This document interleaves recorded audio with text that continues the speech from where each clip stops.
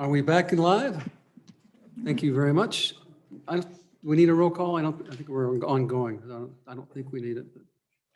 All right, we are back in session for the Joint Conference Committee, the Appropriations Committee.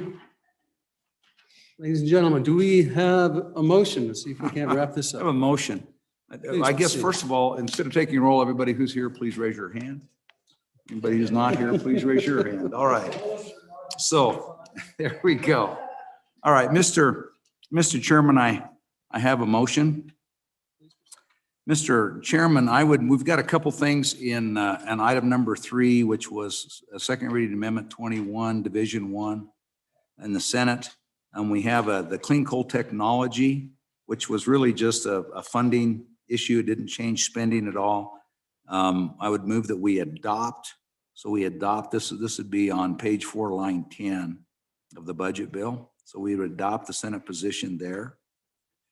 On line 49, on page 49, line 7, and page 56, line 4, also still in item number 3, the University of Wyoming State Aid, we would delete those 2 as well. With that, then, Mr. Chairman, I think we move to page 3, which we'll go to item 20. And this is the College Commission, University of Wyoming. On item 20 would move that we delete and further amend the Community College Commission and the University of Wyoming, both state aid, and that the amendment is that there would be $8 million of state aid to the Community College Commission and $8 million of state aid to the University of Wyoming. Okay, next one is on page 4. We go to item number 23, which is the University of Wyoming. This is the blockchain and the node. We would move to delete and further amend item 23. We would keep the $4 million out of SIPA. We keep the language regarding the match. In fact, we keep all the language in that footnote. However, the amendment would be that we would take language from a similar amendment that failed in the Senate that made a new section 3.4 that made a new section, and I think this is just that 340. But long story short, what you do is this appropriation is subject to approval and presentation to a crypto advisory committee that is created and is comprised of the co-chairman of the Select Committee on Blockchain, the Wyoming Chief Investment Officer or his designee, 3 members appointed by the governor with relevant knowledge and expertise in cryptocurrencies and blockchain technology who are not serving as liaisons to the Select Committee on Blockchain, so they're independent. And then also 1 member appointed by the president of the University of Wyoming. And then the university would be required to come forward with a plan for the operation of the program established under subsection A. And the plan would be submitted to the Cryptocurrency Advisory Committee for approval. And once approved, is submitted to the governor for final approval. And so ultimately, what that is they create a business case, they justify that, and it comes, and until that approval comes, that appropriation just doesn't get released. Then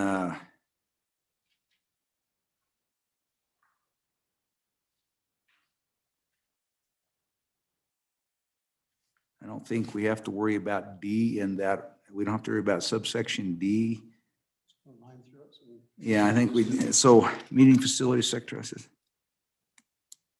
No, we'll leave D in. It just provides for meeting facility secretarial or clerical assistance and supplies for the advisory committee shall be provided by the University of Wyoming. Then the fees and revenues from operation are already taken care of in your language, so E comes out. And then we leave F in, that just talks about the University of Wyoming Cryptocurrency Advisory Committee will then report back to the Committee on Blockchain about what's going on. They've got to do that by October 1 of 2021. Okay, I would view that as a friendly amendment. In fact, I'll give us top billing.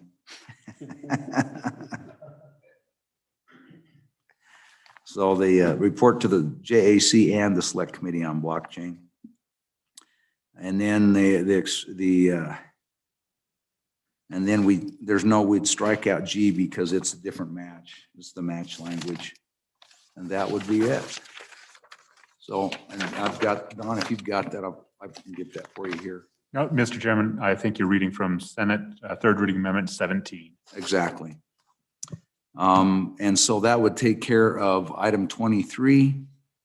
Item 24, which is University of Wyoming State Aid.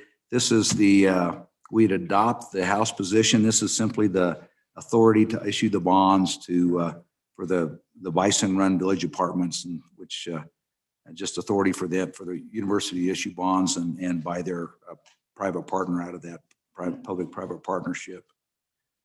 Then item 25 in Department of Corrections, we delete and further amend. We would, what we would do there is we leave the money. The only thing we do is leave it there, except we would take and decrease the 375, 550, just cut it in half.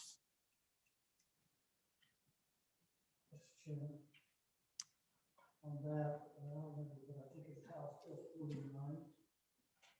We put those fees back in here. Should we have a provision in here that passes? No funding in it? Well, I don't think we don't know how much that's going to, Mr. Chairman, I don't think we know how much that's going to generate. So when we were cutting that down, recognize there's going to be some recognition there, but these are probation and parole officers that have to, and this is how the Department of Corrections is going to fund those. We want to make sure I don't think we can, with the caseload that we have on probation and parole, I don't think we can afford to lose those positions. We wouldn't know how quickly. Yeah, don't know how Philly will. I think that's why we had that discussion on the floor. All right. That's why we came to have. We'll see what that happens. We can adjust that as needed. Yeah. In 9 months. from Right, now. because I think it's all deposited the general fund. So it's, but that's one of the ways that that was going to be covered. So that takes care of item 25. On item 28, we would delete and further amend. That is the $30,500,000 from the Wyoming State Penitentiary Capital Construction account. We would deposit 1/2 of that into the principal of the PMTF and 1/2 of that into the principal of a common school permanent land fund. And the corpus, principal, corpus, same thing, right? And so then on item 29, which is the OPSTA account that's been accumulating, we would deposit 1/2 of that into the Wyoming Permanent Mental Trust Fund and 1/2 of that into and this is to the fund of the corpus or the principal, and in both of these, and 1/2 to the common school permanent land fund. And then item 30, we would delete.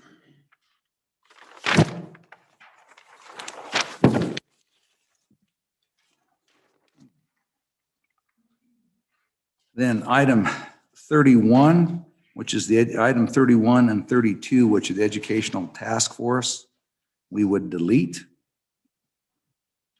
Item 33, which is the CARES Act funding balancer, we would delete because we've got that in the two COVID-19 relief bills that are out there. We've got it in 2 places, and each of them have made it all the way through at least one body.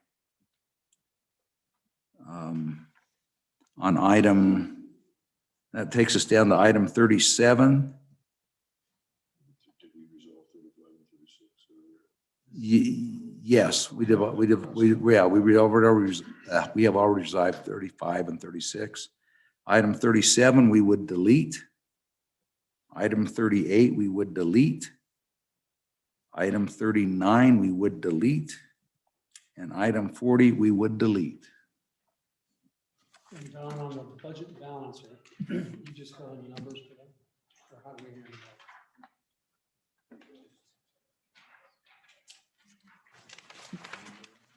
Mr. Chairman, I think the only two that you have skipped over are the two budget balancers.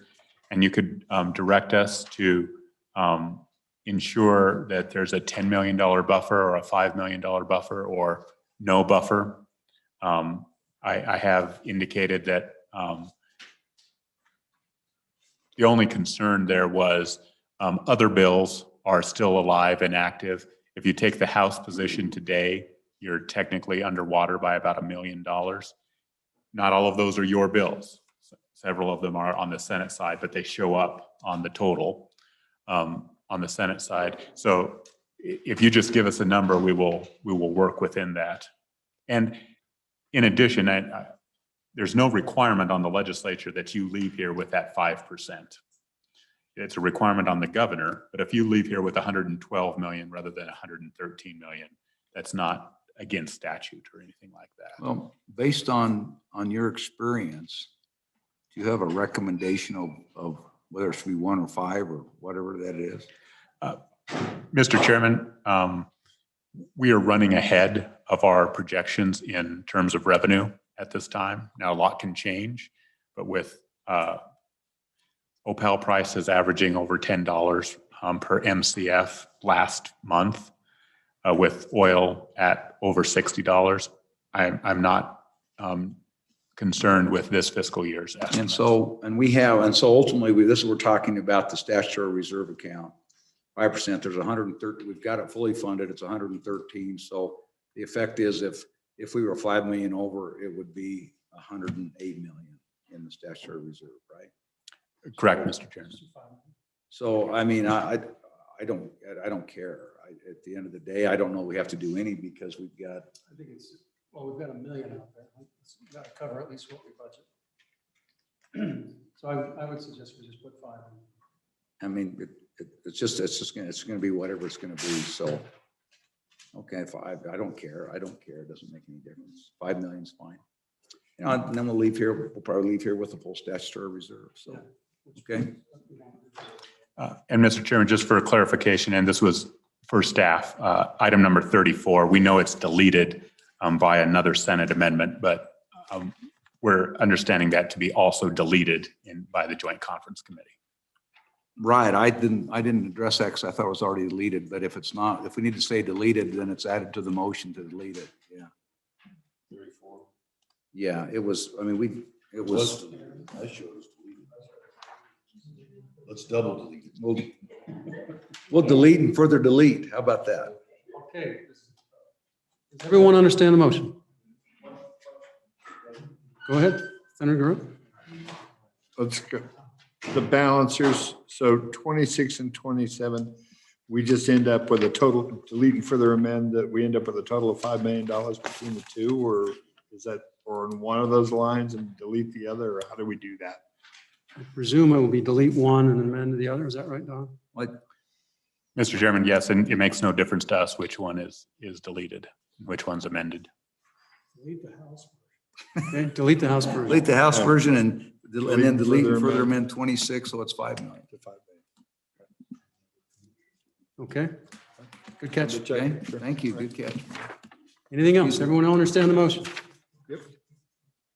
All those in favor of the motion say aye. Aye. Those opposed? That motion carries. Now we need a vote on the bill.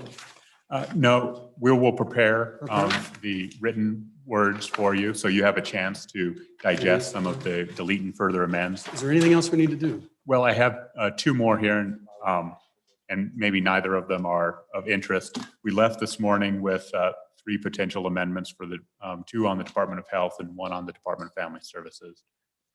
No issue there, okay? And this one was a carryover from yesterday in my presentation. Oh, that's right. Yeah, go ahead.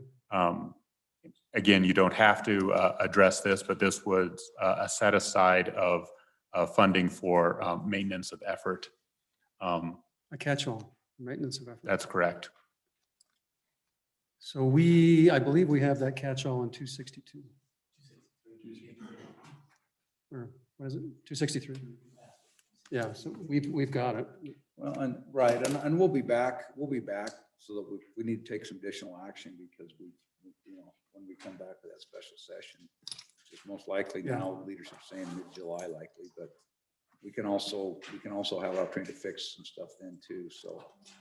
We've got other opportunities. I don't think we need to deal with it here. Okay, anything else? All right. Don't smile, Don. So everyone will know I wore these socks to match my coach here's sock style today. So, stripy socks, that's right. You guys are sick. Well,